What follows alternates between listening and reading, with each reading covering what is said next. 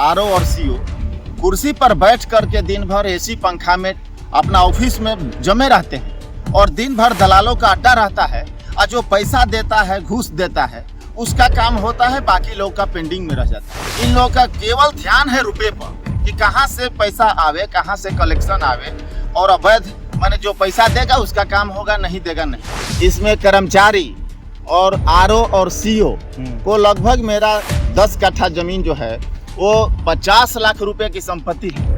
तो ये हड़पने का आरोप लगाते हुए आवेदन दिया हूँ। बिहार सरकार का मानना था कि राज्य सरकार, राज्य प्रशासन अपना 50% समय जो है जमीन विवादों को सुलझाने में लगा रही है। इसको निपटाने के लिए बिहार सरकार ने जमीन सर्वे का काम चलाया और जब जमीन सर्वे का काम शुरू हुआ ताकि लोग अपनी ज़मीन के कागजात हैं उसको दुरुस्त कर सके, तो जब ये सर्वे शुरू हुआ तो एक से एक नए मामले, एक से एक नए विवाद आने शुरू हो गए। इसी बीच एक हास्यास्पद मामला डेहरी ऑन के बढ़िया गांव से है। पूरा विवाद क्या है, पूरा मामला क्या है, इन्हीं से जानने का प्रयास करेंगे। क्या नाम है आपका? आनंद कुमार पांडे, ग्राम कचहरी के पंच में हूँ और भाजपा में जिला के कोषाध्यक्ष। आनंद जी, क्या मामला हुआ आपके साथ जिसको लेकर आप परेशान हैं? आवेदन देने गए थे, क्या कुछ मामला है, पूरा जरा डिटेल बताइए। जैसे मेरा खेत का लगभग 10 कट्ठा खेत है, 38.5 डिसमिल, तो उसमें खाता प्लॉट नंबर और सारा डॉक्यूमेंट्स भरना था सर्वे वाला में।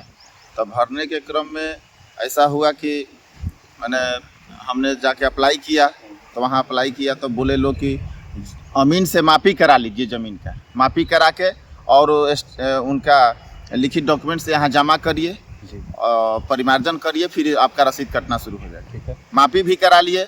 अमीन वहाँ से डिप्यूट हुए चकन्हा पंचायत के, एनर कटवा के वहाँ से 5 गो ग्रामीणों और किसानों के समक्ष उन्होंने हस्ताक्षर कराया कि आपके समक्ष मैंने ज़मीन का नापी किया।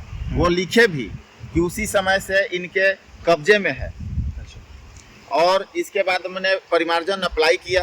परिमार्जन में सीओ साहब कर्मचारी को वहाँ जांच में दिए, ठीक है, कि जांच करके अपना डॉक्यूमेंट्स यहाँ में भेजिए। तो जांच के क्रम में कर्मचारी लिखते हैं वहाँ रजिस्टर 2 का जो पंजी रहता है बहुत सुरक्षित रहता है, वो बक्सा में ताला चाबी बंद करके रखता है, वो प्राइवेट आदमी कोई नहीं उसको छू सकता। लेकिन कर्मचारी द्वारा छेड़छाड़ किया गया और अंचल कर्मियों द्वारा उस रजिस्टर 2 को खाता प्लॉट संख्या की जो लगभग 10 कट्ठा जमीन है उसमें गोल घेरा मारा हुआ है। तो मैंने पूछा कि गोल घेरा के क्या मतलब हुआ, तो कर्मचारी बोले कि गोल घेरा का मतलब जमीन बिक जाना होता है। मैंने आश्चर्य हुआ, क्या जमीन बिक गया? अभी मैंने तुरंत अमीन का रिपोर्ट लिया, अमीन भी लिखे कि जमीन इनका है, कब्जे में है। और रोकना चाहूँगा, आपके परिवार के किसी सदस्य की है, आप पूरा कंफर्म है? आप पहले आप बताइए कितने भाई हैं आप लोग? हम तो अकेले इकलौते हैं, पिताजी डेथ कर गए, तो इसके बाद मैं अकेला भाई हूँ। आप अपने तरफ से विश्वस्त हैं कि ये जमीन जो है आपकी अभी तक किसी ने इसकी बिक्री नहीं की है? नहीं, एकदम नहीं बिक्री की है। अभी तक 17-18 तक उसका रसीद कटते आ रहा है, एलपीसी भी बना है। और अभी तो वर्तमान में 2024 नवंबर में अमीन, जो सरकारी अमीन होते हैं, वो लिखे हैं, लिखित डॉक्यूमेंट साइन करके दिए हैं कि ये ज़मीन इनके कब्जे में है और अभी जोतकोड़ हो रहा है और फसल बोया हुआ है। अच्छा, तो कहाँ से सवाल है कि ज़मीन बिक्री होने के बाद मैं क्यों कहूँगा? तो इस मामले को लेकर अभी तक कहाँ आपने आवेदन दिया है, क्या क्या कदम उठाए हैं? तो मैंने जब सीओ को यहाँ से रिपोर्ट देखा तो कर्मचारी के रिपोर्ट, ये लोग क्या करते हैं कि टेबल पर कुर्सी पर बैठे बैठे ही सारा काम कर देते हैं, जो कि सरकार इन लोगों को नियुक्त किया है।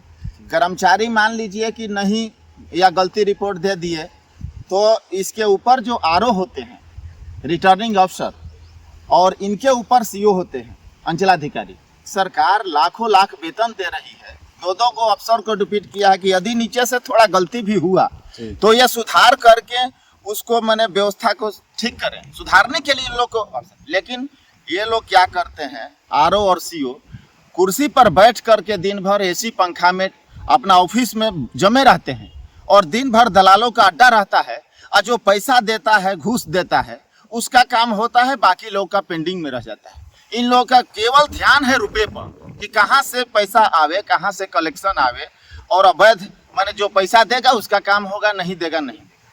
तो मैंने रिपोर्ट, जब जांच रिपोर्ट देखा तो उसमें कर्मचारी के रिपोर्ट को देखते हुए आरओ के वो भी फॉरवर्ड कर दिया सीओ को। तो सीओ भी लिखित रूप से दिए हैं रिपोर्ट में कि कर्मचारी और आरओ के रिपोर्ट को देखते हुए जमीन बिक्री का है, इसलिए इसको डिस्पोज किया जाए, रसीद नहीं काटा जा सकता है, जमीन बिक गया है। अच्छा। तो अब इस मामले को लेकर मैंने अनुमंडलीय लोक शिकायत निवारण पदाधिकारी को आवेदन दिया हो, और आवेदन दे करके इसमें कर्मचारी और आरओ और सीओ को लगभग मेरा 10 कट्ठा जमीन जो है वो 50 लाख रुपए की संपत्ति है। तो ये हड़पने का आरोप लगाते हुए आवेदन दिया हूँ कि जब जमीन मेरा है तो आप लोग कह रहे हैं कि बिक्री हो गया, तो इसका मतलब कि रजिस्टर 2 में छेड़छाड़ आप लोग के द्वारा किया गया। वो दूसरा कोई नहीं, बक्सा में ताला में बंद रहता है तो कैसे उसमें गोल घेरा हुआ, और आप जमीन तब तक किसी जिंदा व्यक्ति को आप कह दीजिएगा कि मृत हो गया। इस तरह से कुर्सी पर बैठ करके और ये लोग सारा सिस्टम चला रहे हैं, दलालों को रखे हैं, और जो दे रहा है उसका काम हो रहा है, नहीं दे रहा है तो मेरा जमीन हड़पने का नियति लोग का है कि लगभग 50 लाख रुपए की संपत्ति को इन लोग को मेरा जमीन को हड़प ले। तो आवेदन दिया है, यदि यहाँ से सुनवाई नहीं होता है, न्याय नहीं मिलता है, तो मैं डीएम साहब के पास एक बार जाऊंगा, और डीएम साहब के पास भी न्याय नहीं मिला तो मैं राजस्व मंत्री बिहार सरकार जो भाजपा के एनडीए के सरकार है, वहाँ राजस्व मंत्री से मिलकर सारा अपना टुकड़ा सुनाऊंगा, सारा डॉक्यूमेंट्स प्रूफ करूंगा, और इन लोगों पर कार्रवाई की मांग करूंगा कि कर्मचारी, आरओ और जो भ्रष्ट पदाधिकारी इन लोग बैठे हुए हैं और दलालों का अड्डा बना हुआ है, तो ऐसे लोगों पर कार्रवाई किया जाए और मेरा जमीन जांच करके पुनः दूसरे पदाधिकारी से जांच करा के और रसीद काटने का आदेश दिया जाए।